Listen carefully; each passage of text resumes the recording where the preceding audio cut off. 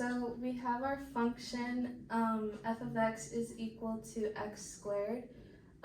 Within this function we have the points 1, 1 and 2, 4. We can find the average rate of change between these 2 points using the difference quotient. And the formula for the difference quotient is f of x plus h minus f of x all over h. H represents the change of x between 2 points, so it would be 2 minus 1.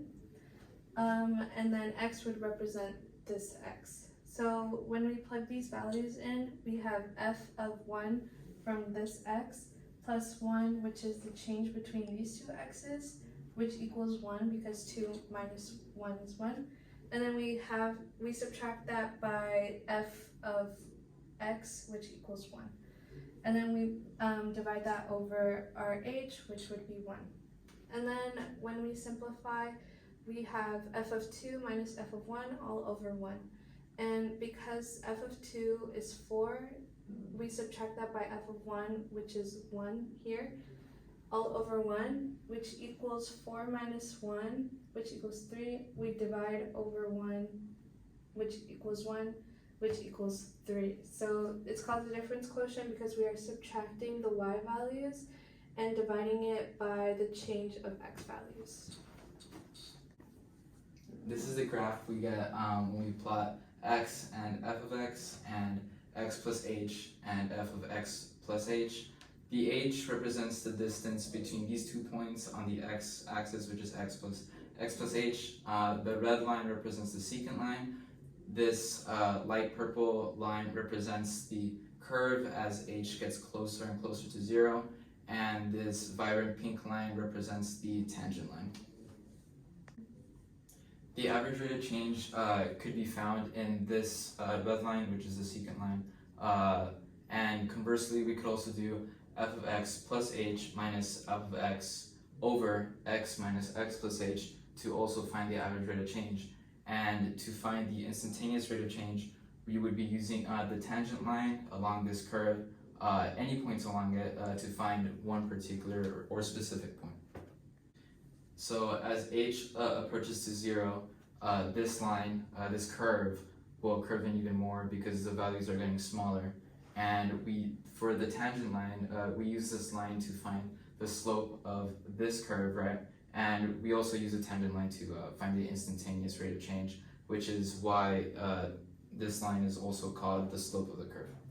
We can use the difference quotient to find the derivative or the instantaneous rate of change of the function f of x is equal to 2x squared minus x. So we have our difference quotient here, which is f prime of x is equal to the limit as h goes to 0, f of x plus h minus f of x all over h. So we have our equation as the limit goes to 0, as h goes to 0, we have 2. So we can plug in x plus h for our x's in this function. So it would be 2 of 2 parentheses x plus h, which represents this x squared, minus this, we plug in x plus h for this x, which would be x plus h. So everything within these black brackets represent this part of the equation only. And then we can subtract it by our f of x, which is our equation, which is just minus 2x squared minus x. So to simplify this, we have to square our x plus h, so we multiply it by itself twice, which simplifies, and after we multiply it by itself twice, we redistribute the 2. This simplifies to 2x squared plus 4xh plus 2h squared. And then we multiply whatever's in the x plus h by the negative, so it turns the x plus h negative, which turns into negative x minus h, and we do redistribute the sign the same as here, which gives us negative 2x squared minus x. So after we simplified and redistribute signs, we can cancel out values that are opposite of each other. So we cancel out this positive 2x squared and this minus 2x squared.